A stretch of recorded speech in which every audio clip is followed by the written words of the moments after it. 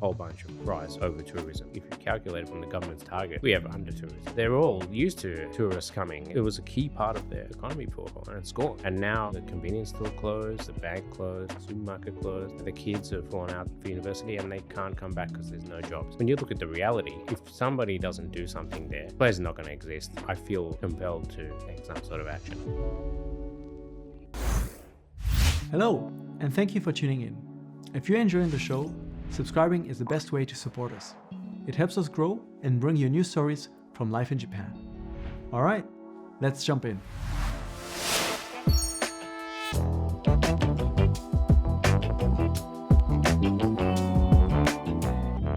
Welcome to Unpacking Japan. I'm Toby, and I have the pleasure to welcome Chai Kanda today in the studio. Thank you so much for coming. Hi, Toby. Great to be with you today. You're the founder of Shiki Properties, a real estate investment and management company based in Kyoto, where you kind of have a lot of projects going on that go now way beyond Kyoto, also here in Osaka and in the countryside. A lot of interesting things to talk about today.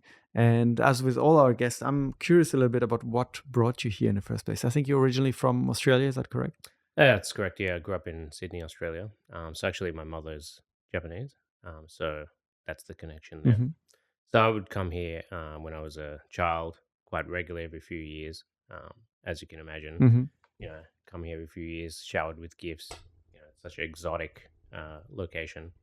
How could you not love it? So I was really fascinated from an early age.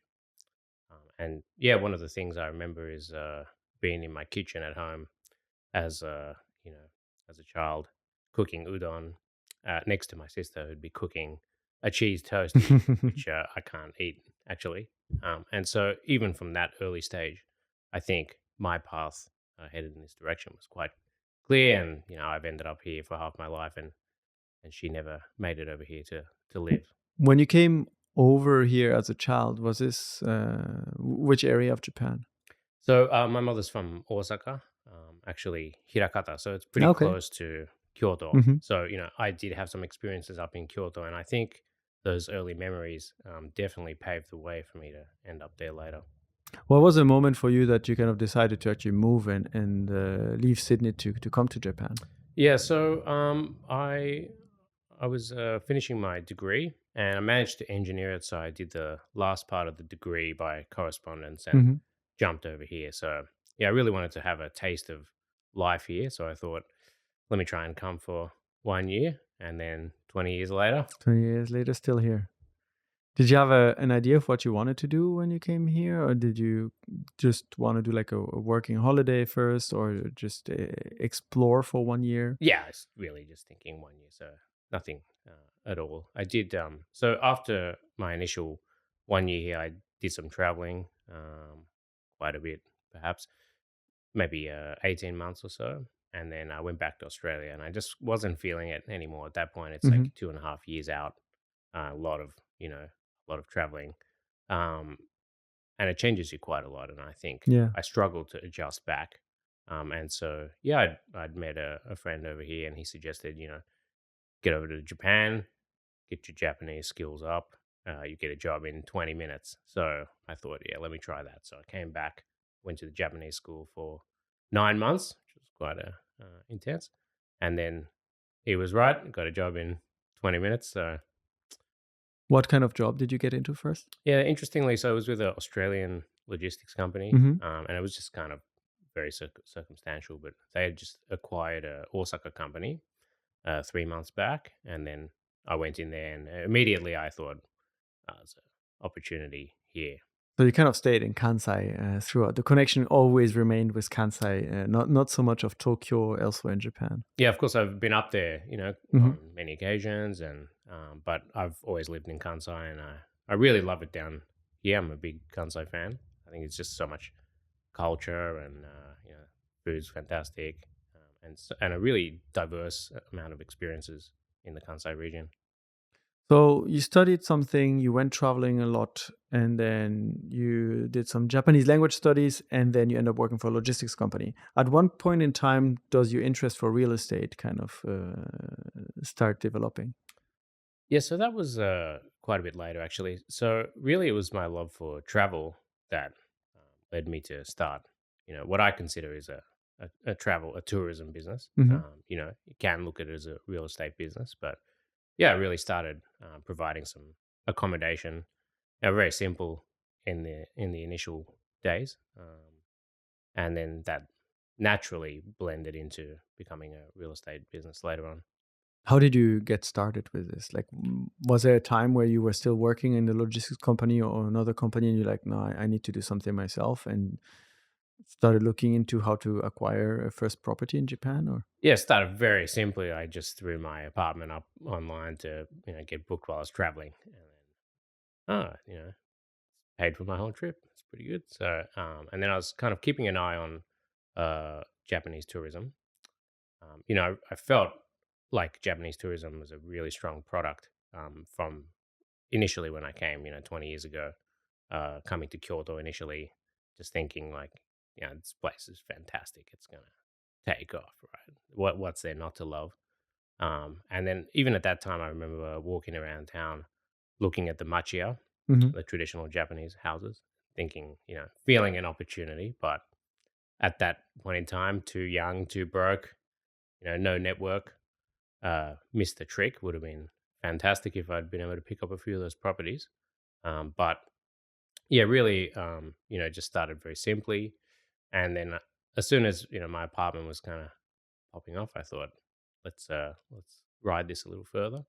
And I thought Kyoto would be the place. It would be a key catalyst in the growth story of Japan tourism. And that's why I started the business in Kyoto. So it's one thing to put up an apartment for rent online, and it's another one to kind of acquire properties, to renovate them, to put them up for rent for tourism, or people who maybe want a medium to term rental. Mm, That's very capital intensive. How do you start a company like this when you mentioned you would have liked to pick up some of these machiya, but you couldn't at the time? mm. So when you decided like, oh, I want to expand this, I want to turn this into a business, how did you go on about kind of actually establishing Shiki Properties? Yeah, so we're a management company essentially, or in the industry, it's known as a operator. So we generally manage other people's properties. Yes, I wish I could have bought many properties because they've done fantastically Hmm. well, but we didn't have the luxury of doing that. So initially, we did rent a bunch of properties. It's known as rental arbitrage, with varying degrees of renovation. So in the early days, less renovation, and then as we went along, we were able to do more renovation. But yeah, as we're along that journey, people started approaching us and saying, "Oh, could you manage my property as well?" Actually, the our whole machiya brand that we're known for Hmm. is a little bit circumstantial, to be honest. I mean, I was always quite interested in those traditional structures and modernizing, renovating those structures. But it was actually a legal change in Kyoto that kind of pushed us in that direction. Oh, Yeah, I mean, initially, we were just grabbing rental apartments, and it was like cowboy days. Everybody was a lot didn't of things even available, and well, people didn't really understand the regulations, and then they clamped down on that really hard in 2018. So all those apartment type properties all wiped in Kyoto, and then so we realized at that time, oh, having a machiya, having a house, was able to get licensed and had some preferential treatment. And then when I looked at what we had a whole bunch of machiya, so it just naturally went in that direction, oh, I see. to the point where I was contacted. We were contacted by people and said, "Hey, got a got a machiya, and I was recommended to you guys as the machiya specialists." And Oh. I was like, "Oh, are we?" So, but I was very happy that we were seen that way, and so it was quite a natural development. So as a property management company, basically people own their own property and they're interested in putting them up for rent, but they don't want to handle any of the paperwork, cleaning, bookings, and whatnot. So they kind of put it under your company's care. Is that correct? That's right. Yeah, essentially. So you specialize now in machiya. These are properties very famous throughout Kyoto. Everyone who's traveled there or seen videos or footage of Kyoto have seen them. These kind of narrow but long, uh, relatively old now for some buildings that kind of make the charm of the city. I imagine there's a degree of maybe cultural heritage and also perhaps protection through legislation to keep them, to maintain them. How does that make it uh, an advantage or challenge for you to kind of specialize in those properties? Yeah. So, firstly, there's not enough regulation to protect them.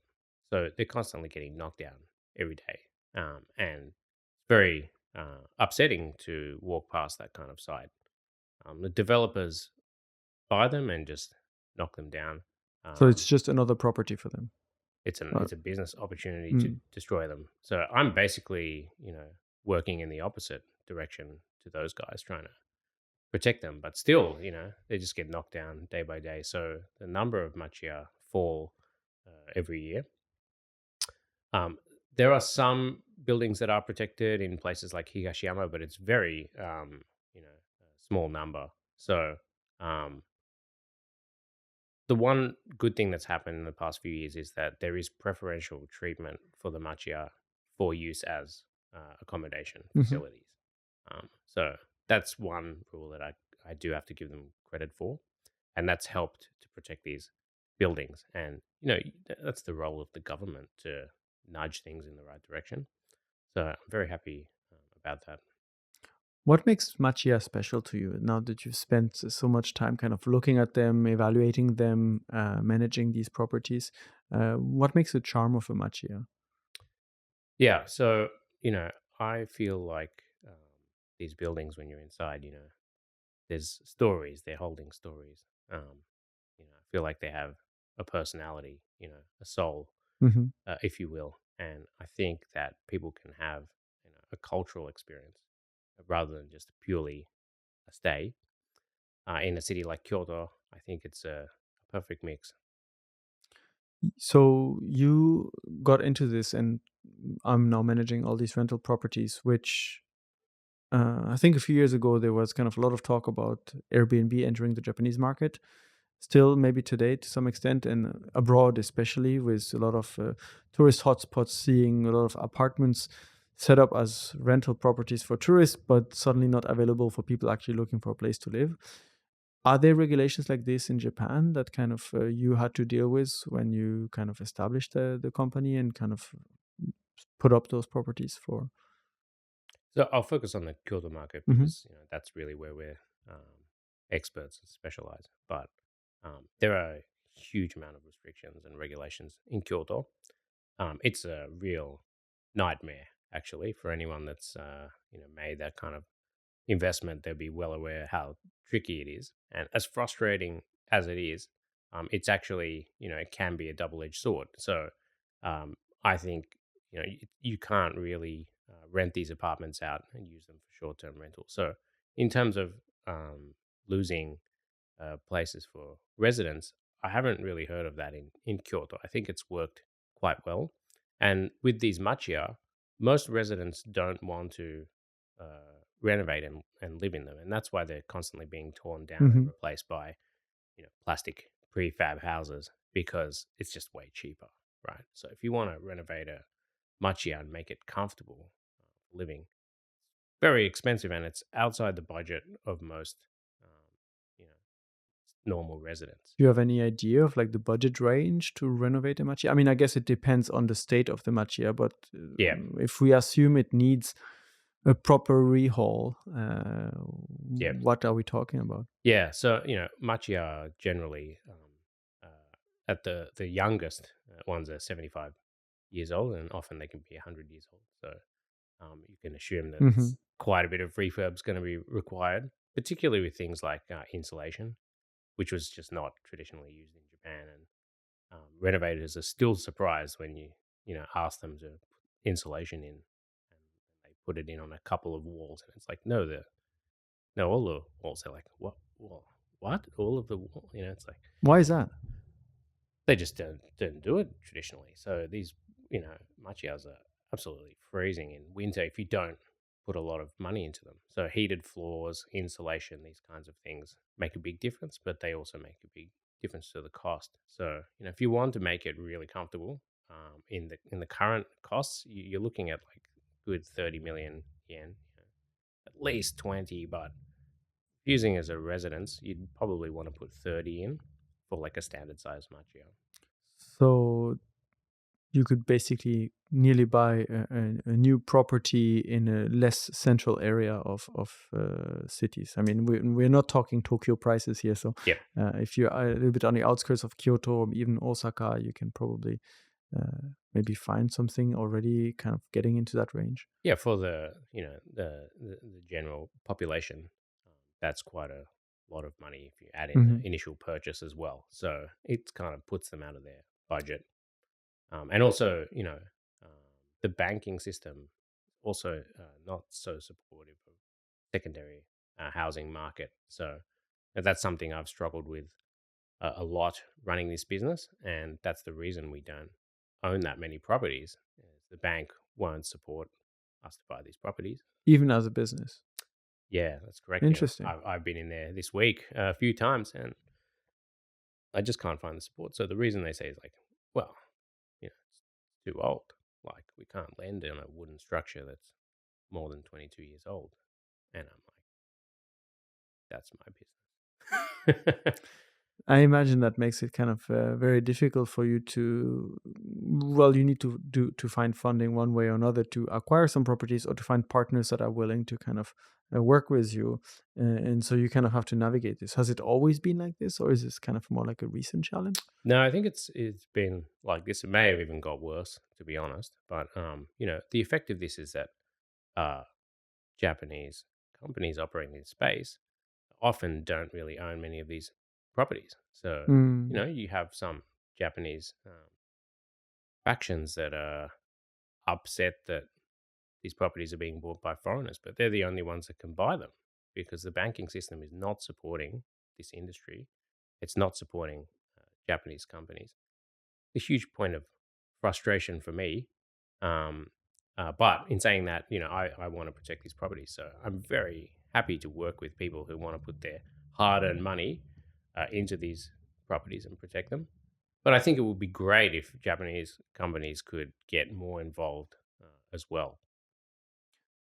So there's a company side, but then there's also the customer side. And I'm quite curious because for foreigners coming to Japan, especially for the first time, these machiya have a lot of charm. And they're like, oh, this is kind of part of the Japanese architecture that people come to see and to experience. And I imagine there's a lot of demand there. Is there a similar interest from Japanese customers that have an appreciation for these properties being maintained and renovated? Or are they perhaps looking for more like modern structures and modern hotels instead? I think traditionally the Japanese visitors preferred hotels, Hmm. uh, but I do think some of them enjoy these experiences. Um, these days in Kyoto, it's heavily weighted towards inbound tourism, foreign visitors, and that's just due to a few things, such as the price points just drifted a lot higher recently in terms of hotel Hmm. ADRs, like average daily rates, and it's kind of squeezed the domestic population out a little bit. But I would like to think people from Tokyo can come down and have a fantastic Hmm. experience in these buildings as well, because they're not so common in Tokyo. You mentioned earlier that when you first took a look at the market, you saw that this has like a lot of potential. And I think now we are seeing this boom that you were kind of expecting. How has this kind of changed for you, the way you approach business, the way you look at these opportunities? Because maybe things now are moving much faster. That there's so much inbound tourism to Japan. Yes, it's always difficult to uh, read the future, but that's your job as a business person. So if I'm honest, when I jumped into this industry, um, we had about 10 million inbound tourists, and we should be hitting 43 this year. Wow. Um, JTB says 40. I say 43, but whatever it is, it's like Bitcoin like rise there. So I never could have predicted it would rise quite that much. And I do remember when I started 11 years ago, somebody told me, you're too late. And Oh, you look back at it now, and people tell me, wow, you're really early. So I like to raise that point when yes. I can. And, whenever someone tells you you're too late, just ignore it. It's always difficult to time these things. You brought up the regulations, and I mean, with you working in this kind of real estate property management business, you are dealing with a lot of the customer side, the financial side with the banking system, and also I imagine the government side because there are regulations for what you can and cannot rent. How has this maybe boom in tourism recently also affected maybe change in regulations? What are things that you have to pay attention to that maybe people should know if they are also interested in kind of working in this industry? Yep. So they've tightened the screws year by year. Although I would say not exclusively, they actually in a few areas they loosen them. So I can't just you know criticize exclusively, but they have been tightening the screws year by year. Um, some of those moves are perhaps valid. Some of them are maybe to stifle the supply. But there's a lot of regulations in Kyoto. Um, it's over the top, to be honest. But you know, it's also made it the market not get completely flooded. So something like the Osaka market, you see when times are good, it just gets flooded by supply. I remember Mm, there was one year in Chuoku in Osaka where the short-term rentals on Airbnb went up 50x or something like wow. that, 5,000%. So that just it doesn't happen in Kyoto because there's so much regulation. So while it's easy to criticize, perhaps there's some positives that come from it as well.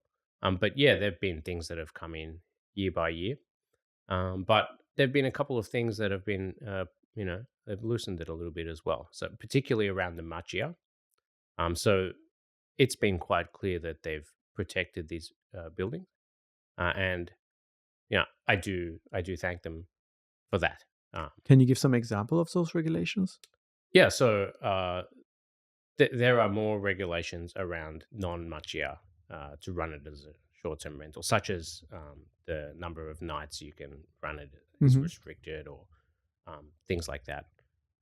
And they used to have these crazy rules, like you had to have a check-in counter inside the property with somebody standing there 24 hours a day while people were in the house. I mean, it was ridiculous, really. So this is to basically categorize it as a hotel and not as a private Yeah, rental, it was just basically. poor regulation. I mean, Mm. can you imagine renting a house and having someone standing in your living room for 24 hours while you're trying to enjoy your stay No. with? I mean, and there's still a few regulations like that where I wish they would look at it a bit more from the perspective of the guest who's coming to Japan, spending their hard-earned money. Let's think about these people a little bit when you're building the regulations. And also, you know, I wish they would realize a little bit more that um, there's not that many staff at the moment. There's an under supply The of hospitality personnel, industry seems to be really struggling to kind of. They build a lot of hotels, but short on staff everywhere, from what we can see and hear. and it's projected to get worse. So it's projected to be like a 500,000 shortage by 2030. That's very soon. Pretty soon, yeah. So I mean, there's already a shortage, right? So, um, they still have all these regulations in place requiring unnecessary work, unnecessary amount of staff who don't exist. And it's a real disconnect. So those are the kinds of areas I would request them to have another look at. If you don't follow those regulations, does it mean you basically lose a sort of permit to operate the property, or You what kind can, of consequence? yes, you can, but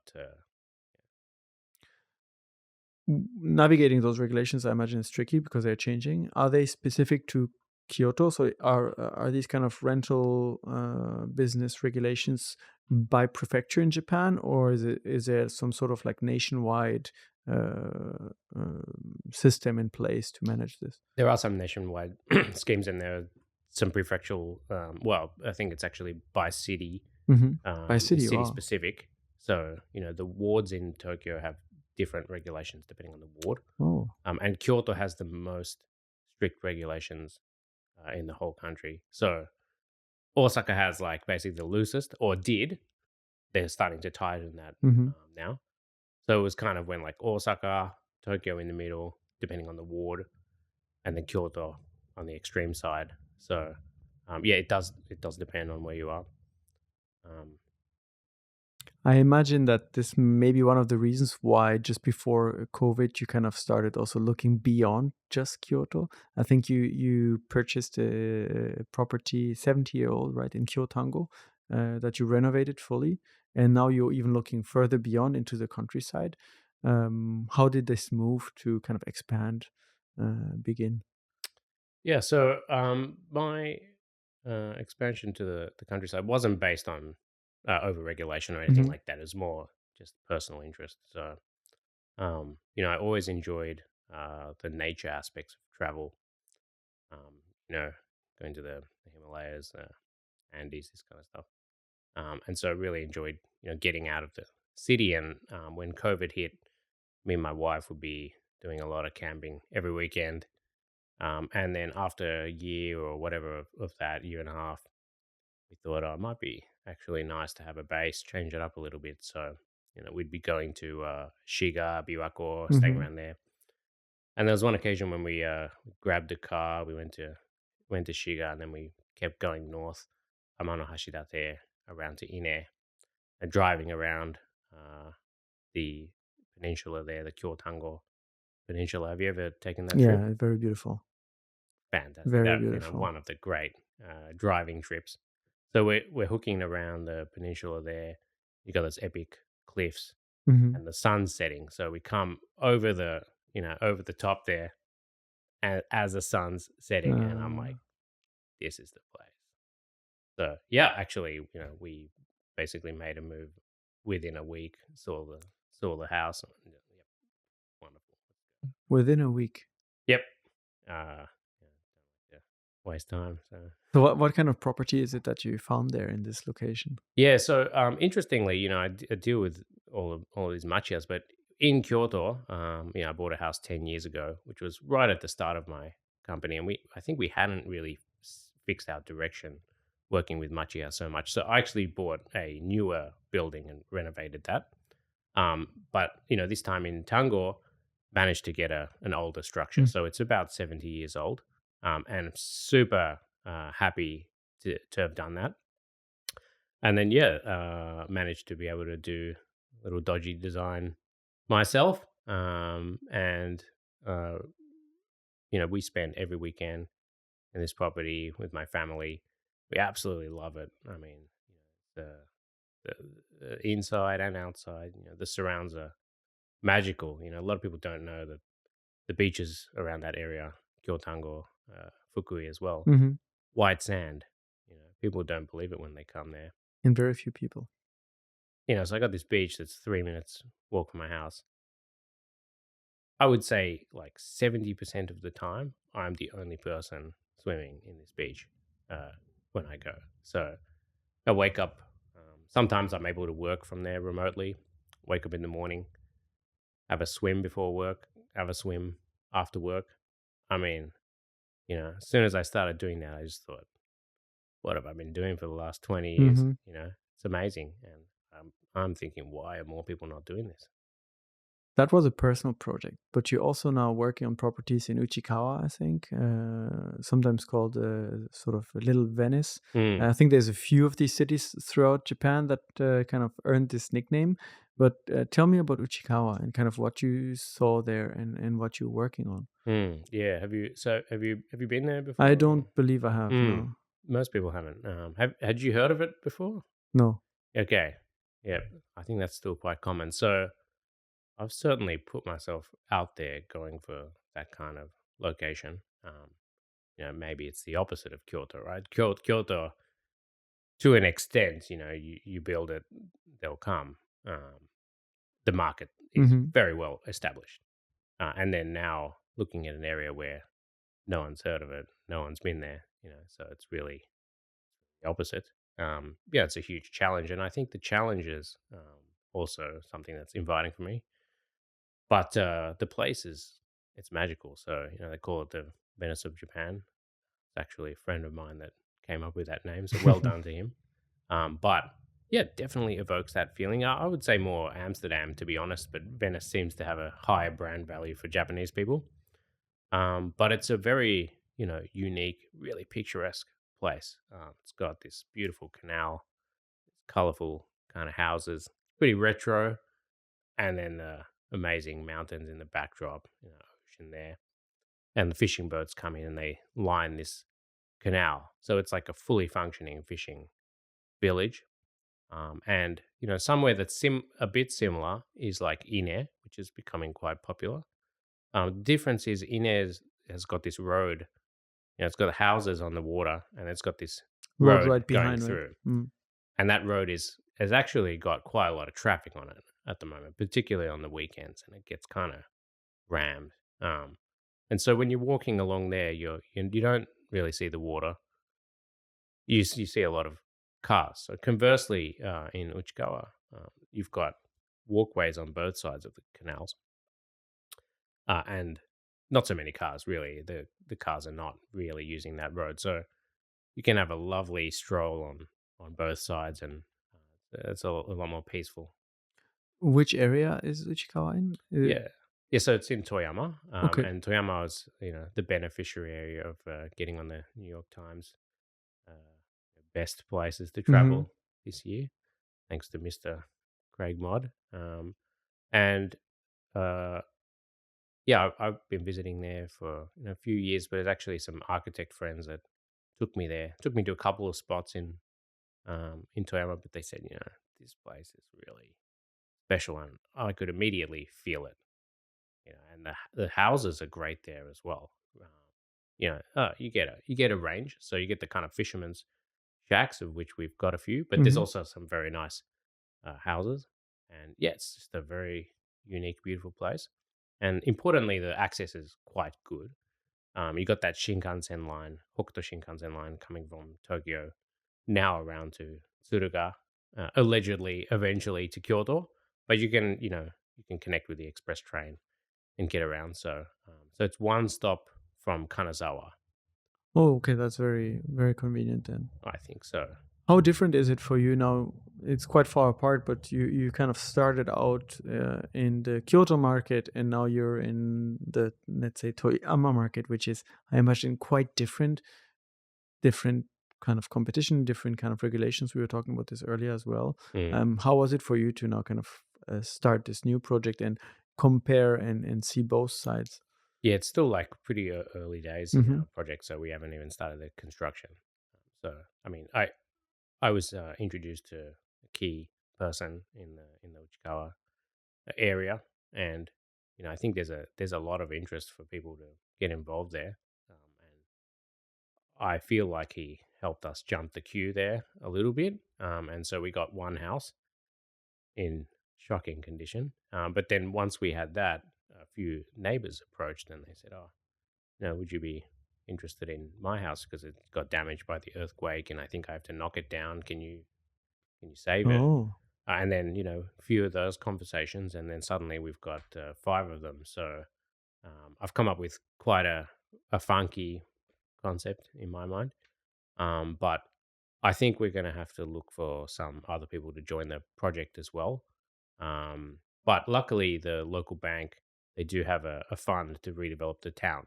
So for once, we're able to access a little bit of financing. It's still unclear exactly how much, but um, with these five properties, yeah, I think we're probably going to look for some other people to join the Hmm. project later on. You mentioned that this kind of started by being introduced to the key person there, and that kind of had a chain reaction with the neighborhood. How does this usually work in Japan when you kind of want to enter this real estate market, or you want to enter a real estate market in one area? Um, who do you approach? Who do you need to talk to? Because I imagine you cannot just show up and be like, "Oh, I want to buy this and build a business here." people that already have businesses around that may have a say about this. There's a neighborhood association. There are many things involved. Mm. Um, what is a usual procedure for you to kind of, or in your experience? Yeah, I think there's definitely a better way to do it and a poor way to do it.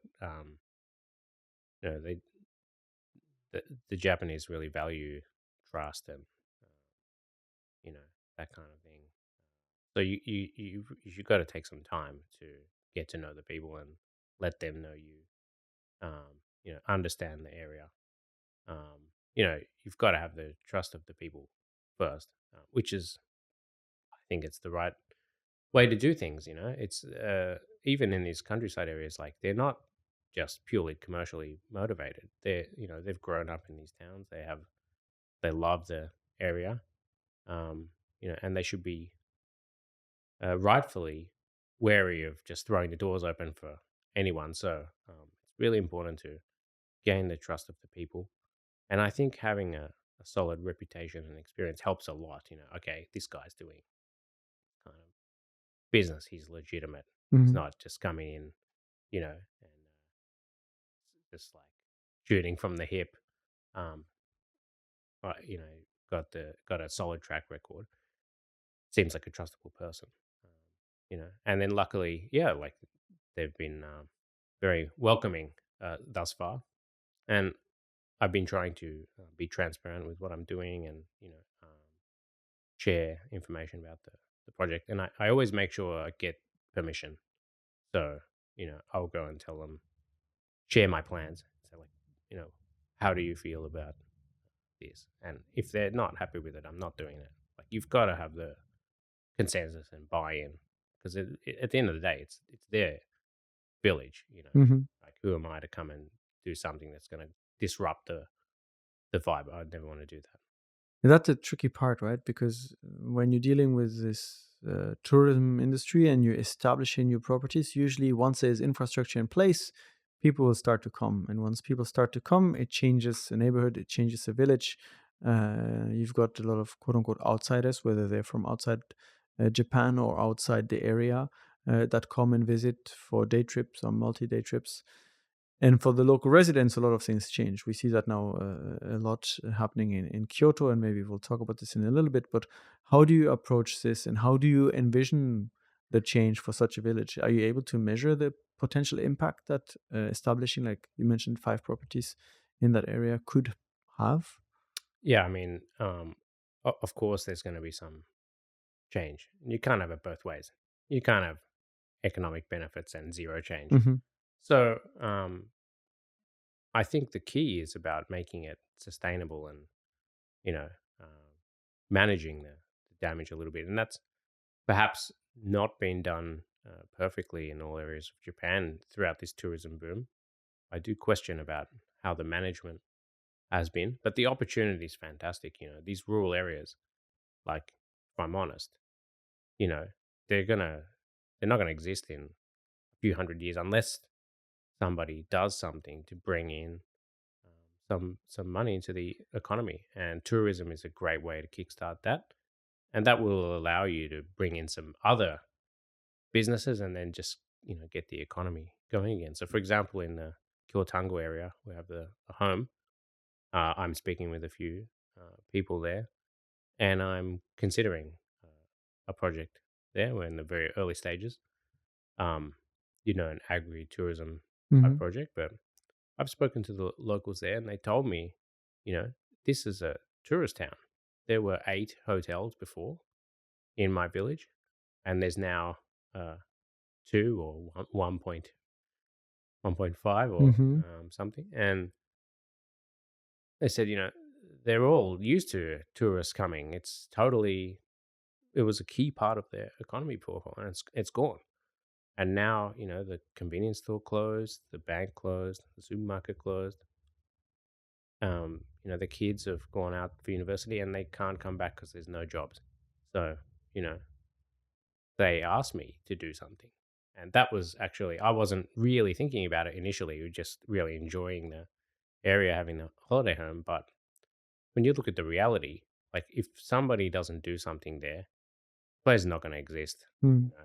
after a while. And it's such a beautiful area. I feel compelled to take some sort of action. On a local level, I imagine tourism can be like a boom and bust kind of cycle where an area becomes very popular because it's been suddenly talked about a lot, maybe by content creators, maybe by a travel magazine. People want to go there. Once sufficient amount of people have seen this, another area becomes popular and they move to this new place. Um, how do you then evaluate, like in terms of what's beyond the main areas of the main tourist attractions of Japan, what has a potential to be like a sustainable area for tourism, as opposed to an area that this might be working well for 5 to 10 years, but after that, maybe nobody will want to come there anymore? Mm. Difficult to Mm. answer that question. I think so. We've got 43 million tourists coming into Japan. The government's goal is 60 million, right? So it's a whole bunch of cries of over tourism. But if you calculate it from the government's target, we have under tourism, right? But it certainly doesn't feel that way. And so a lot of the infrastructure is clearly creaking, which I would go back to that management aspect. But one way of managing this further growth would be to get people to go to these rural areas. So I think development of rural tourism and infrastructure is super important. The government keeps saying that this is their mandate. I would like to add to that that if that is their mandate, they should have some support structures in place for people, you know, uh, including me, but obviously not limited to me. There's sure people who can have some larger projects than I can. But do need some help because it is risky developing these rural areas, and so some sort of schemes to get financing, and then some subsidies would be very helpful to develop these rural areas.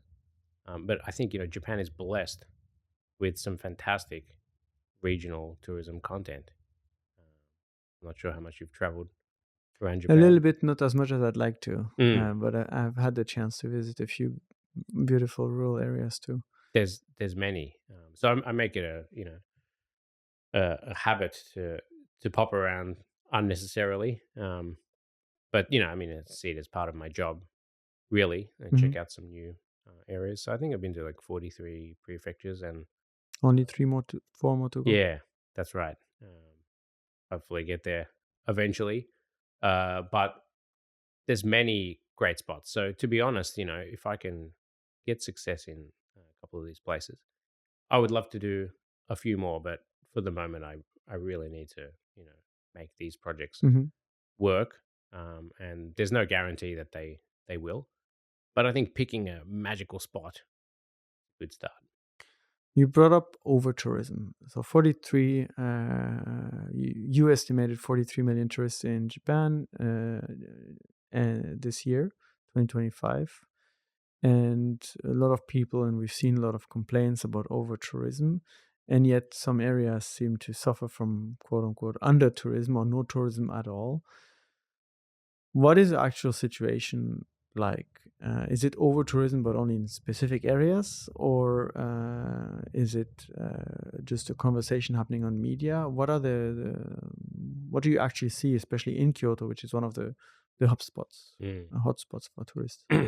So probably people in the tour industry can respond to this better than I can because I'm not so much at the sites. I rarely go to the sites, but you can see when you do go or on television, it's very crowded at certain sites. But really, it's like very concentrated on the top sites. So if there was a little bit more management done to divert the crowds, um, I think it could be managed better. It feels like there's very little management going on whatsoever. So how can you expect a good result without any sort of guidance there? Because when I'm in Kyoto, some of my favorite sites, there's absolutely no one. literally. Hmm. And I think some of these places are better than the popular ones. So if there was just a little bit more education, or if you have to make it monetarily, um, you guided, so be it. But I think you find that nationwide, there's hotspots where it's, very crowded, and then most of the country there's very few people. And you kind of brought up also the struggling infrastructure in these areas. I imagine in Kyoto, there's often talks about buses being full and local residents not being able to even get their own bus that they need to get to work because it's full with tourists. How does these like very, let's say, localized issues that are real problems for the local residents but are being discussed nationwide and kind of generalize into an over tourism problem kind of affect also maybe your business or the Mm. perception of what you want to do as a kind of real estate investor, so to say. Yeah, so you raise a good topic there. And if you look at it, from when I first came to Japan, 6 million tourists, right? And so how much has the Kyoto transportation network grown in this period, um, going from 6 million to 43 million? Not much, right? So essentially, you've got 1.4 million inhabitants of Kyoto, residents. In the peak tourism season, that's almost double, right? So essentially, the population has almost doubled at times. Yet, there's not much change in the transportation network. So, of course, it's just overloaded, right? So, you got this problem with the buses Hmm. going up to, Kinkakuji. I think I saw it on the news. And I'm not sure if you saw the solution, but the solution is that they're going to give residents a 100 yen discount for their bus ticket. How is that fixing the? How is that a solution? It's not a solution. Like, a solution would be, let's get some light rail going. Kyoto used to have trams. Get some trams there. The transportation network is completely inadequate for the state of tourism at the moment. Let's put these trams in. Get a driverless tram up to Kinkakuji.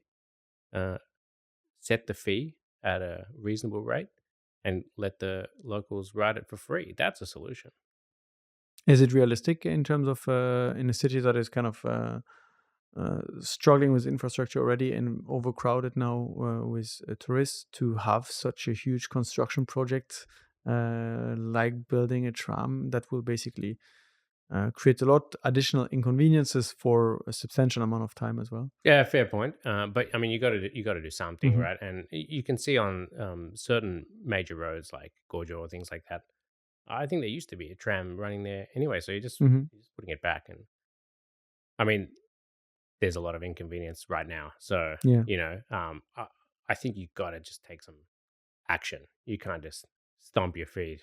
So you talked about management, and I think that's interesting because, well, there seem to be a lot of parties involved. There's a Kyoto city government, I imagine the Kyoto prefectural government. There's a different ministries of like transport infrastructure, tourism, and that kind of have conflicting goals at times. And then there's a central government in Tokyo. There are the businesses, the banks, there's the financial systems behind, and the entrepreneurs like you, kind of in the middle, together with maybe the tourists kind of coming in. Who is supposed to manage what, and how what kind of management, where does it start in your opinion to kind of uh, maybe untangle this big problem? Yeah, to be honest, like, I don't know who's managing it. Is it possible no one's managing it at all? I mean, I hope not, but I'm not really sure how it's structured. But certainly, I have some opinions. I'm not an expert on these things, so I mean, I'm just sharing my Hmm. amateurish opinion. But I think more needs to be done. I'd like to see the plans, and I'd be very happy to share my opinions or thoughts with other people in the industry to try and make some improvements, because just complaining doesn't do anything. Hmm. You gotta take some action. And I think boom in tourism, it's a phenomenal opportunity, right? And it's one that they've got to grab hold of it. really make the best of it. It's already the second biggest industry in Japan now after auto manufacturing. Wow. It may be number one day. Who knows where that industry is going with China rising so quickly. So it makes me quite upset to see a little bit of backlash in the media these days over whether it's the foreign tourists or the foreign immigrants. I'm feeling very disappointed and uncomfortable by those kind of reports because people should be jumping all over this.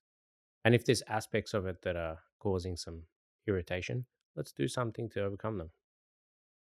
Where does that leave you as an entrepreneur based in Kyoto, also a Kyoto resident, kind of trying to navigate both things? Where do you want to take your business next? You mentioned expanding beyond to the countryside, the untapped potential that is out there. Is this a way for you to kind of maybe offer some solutions? Yeah. So there's quite a few questions Yeah. in that one question. So firstly, as a resident, it's still a fantastic place to live in Kyoto. I think. Yeah, there's a few more tourists around, but if you're not in the so-called tourist area, it's still a great city to live in. And if you go a few blocks, north or west, there's no tourists. So it's a fantastic place to live. And in terms of as an entrepreneur, the popularity of Kyoto creates huge opportunities. So um, it's a real positive. And the other side to that is, I feel like the government is not great at creating a good environment for businesses in Kyoto. They keep changing laws when what businesses need is stability. And I wish they would do a good job with that Mhm. because then it would be an even better place to run a business. So it's a real shame to have those competing energies there. And then my rural projects are more a passion play, if I'm Okay. honest, than thinking that that's the greatest economic opportunity. I'm not even sure if it's going to be, particularly profitable, to be honest. But I just feel drawn to it, so I'd like to have a go. Of course, I feel like these locations are wonderful. I want to share them with people, but I also want to do it for those economies, those local areas because they need the boost. They need somebody to come in with some vision and skills. Another passion project of yours is Habaneros, a hot sauce project that has nothing to do with anything we talked about up until now. Uh, but I'm quite curious, why and when and how did you start a hot sauce business in Kyoto? Yeah, so absolutely unrelated. You're correct, and I just really enjoy spicy foods. Um, probably from eating lots of Asian foods in Sydney, and as you would know, there's not so many spicy foods in Japan, so it's just buying some foreign sauces, Hmm. all that, and I just thought, oh, yeah, maybe just try and make my own. And it just happened that one of my great friends had some similar desires. So COVID hit, and then we started mucking around, making some sauces, which was a very fun experience. So And you created them yourself. Yeah, yeah. So it was with a friend, Mr. Alex Davies, who was the original distiller at popular Kyoto gin distillery Kinobi. I'm not sure if you Oh, had that. So we were mucking around together, and we made some crazy sauces. Some great, some utterly disgusting. But yeah, we came up with some. We were pretty happy with the flavor, so started making it in large quantities. Kind of just led in that direction, but it's really a hobby. If I um, I'm quite curious. Can anyone kind of create a sauce or kind of product in the food and beverage industry and put it to market in Japan, or did you also kind of, I imagine, probably have to face a few regulations for what is allowed to put on the shelves, what ingredients can go in or cannot go in? Of course, there's regulations. You know, they're great at that in Japan. But I mean, you need regulations for food Mhm. products. Look, I'm definitely not in a position to tell people how to successfully produce a food product. It's a really difficult thing to do, and I'm glad it's not my main business, to be honest. So I'm just trying to keep it fun, fresh.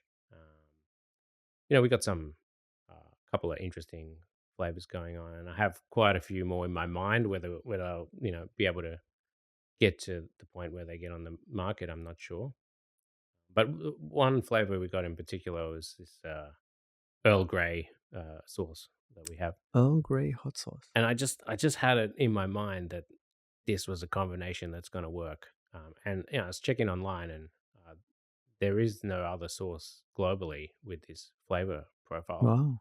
I was just drinking this Earl Grey tea, thinking like, "Come on, Make it gotta be spicy. Make the tea yes, spicy. something here." And we tried doing it in a number of different ways, and we just couldn't get the flavor out. And was frustrated. And then the business, the staff that I had at the time, came up with a funky way, and we managed to nail it. And that's my favorite one of the sauces, to be honest. Personally, I think the market just doesn't understand it because it's a bit out there. Mhm. But yeah, I mean, if people think that sounds interesting, give it a whirl. How spicy are those? If we're talking like Scoville, did you rate or evaluate the different Yeah, sauces you have? yeah, we got it checked, and I didn't put it on the bottle because I think it was wrong. But I would say that yeah, they're definitely spicy. Right. I think I put a 3 out of 5 on the bottle, but for Japanese people, it tastes more like a 4 out of 5. But it's not extreme. Uh, so I'm not so into the extreme Mhm. chili experience. That's just unpleasant. So I tried to make it with a kick, but enjoyable. Spicy enough to make a Japanese version of the podcast Hot Ones, where we would eat the spicy sauce and ask and answer questions at the same time. I mean, I always thought that would be a fun one to do. I'm definitely open to that. We covered a lot of things. You've been in these businesses and experimenting and trying things, witnessing this change for 2 decades now. When you look back, what are some of the key learnings you had from trying out and experimenting with this? In terms of Your businesses and business in yeah. general, uh, um, if I had my time again, I think I'd spend more time working on the business model. Hmm. Um, I didn't really think about that at all. I just chased the opportunity, and I think that's something that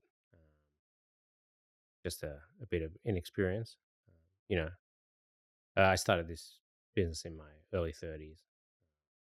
I would think that uh, you're really not adept to be starting a business until you're about 30. I feel you need to spend the 20s learning and preparing yourself for the 30s.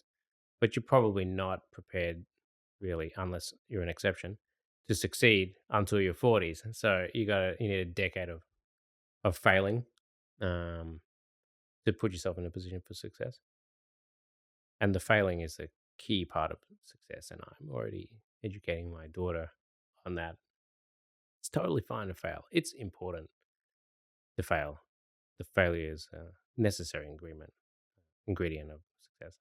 From other conversations I've had with guests here in Japan, it seems like in the Japanese entrepreneur mindset, it's a bit different. The failure is kind of something that one wants to avoid, generally speaking, Yes. which leads to maybe fewer startups launched in Japan compared to overseas. Is this changing a little bit? Are people kind of more willing to take on risks and to fall down and stand up again? So there's a stigma against failing here, and you can see that permeating through things like, um, you know, particularly Japanese men sometimes feeling uncomfortable to use their English, and Hmm. so the the little English they learn in high school just vanishes because they don't want to fail by using this poor English, but you have to be failing to break through to get success. To repeat what I was saying earlier, but I think the stigma against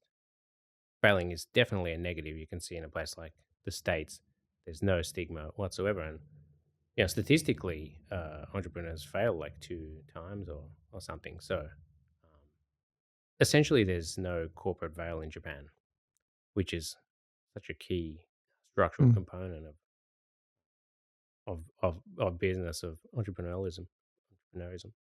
Um, and they make you take all these personal guarantees when you take loans. And I understand some other countries do have these kind of schemes as well, but the extent that they do it here is a bit extreme. So if you fail, you lose everything. They just clean you out, right? I think this is a real negative, and it prevents people from taking those risks. There should be a system in place where there is some space for people to fail, because it's just a natural part of it. And I think sometimes as an entrepreneur here, you feel like you have a noose around your neck, and inevitably there's some tough times, and they can be like pretty damaging mentally. You said at the beginning of our conversation that if someone tells you that you're too late for something, just ignore them. So if someone listening to this was also thinking about like maybe entering the real estate market, the tourism, the rental market, as I've seen online, a few people are trying mainly through Akias, I think, or acquiring old apartments and turning them into businesses. What would you say they need to be ready for? What do they need to be aware that, okay, this is how this works in Japan. You need to plan and adapt to this. We get contacted by people from overseas on occasion as well, and some people are just living a fantasy. I think we've had some messages like, "I've got $5,000, want something in central Kyoto," and so I think there's been a lot of this Akia content that's come out online is just warping people's reality a little bit, and that if you want to go and grab that $5,000 Akia, maybe you'll find one somewhere. It's $5,000 for a reason, and that you just can't do any business there. There's no one that's going to operate the property. Are you going to go and do it yourself, being overseas? So I think people need to understand the reality a little bit more. In saying that, I certainly don't want to discourage people, but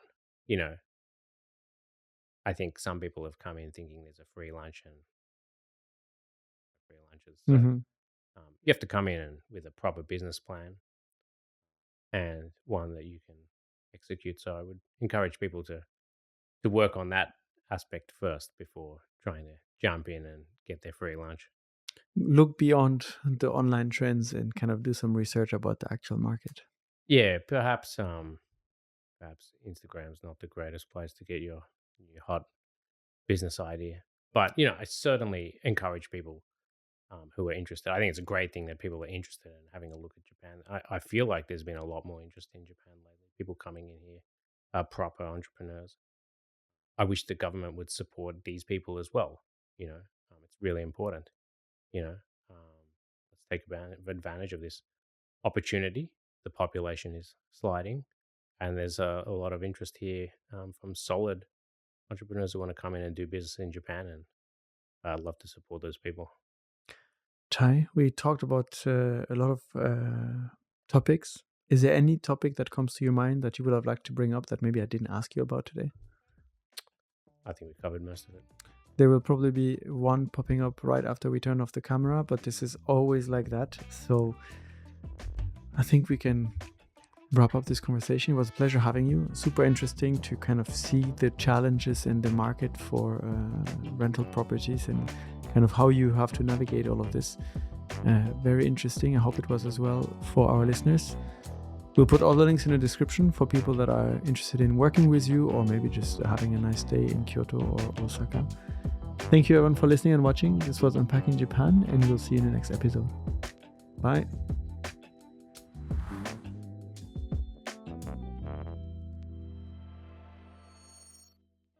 Thank you for sticking with us all the way till the end. We really appreciate it. If you haven't already, consider subscribing to the podcast. It helps us improve the show and bring you more in-depth conversations from Japan. Take care and see you next time.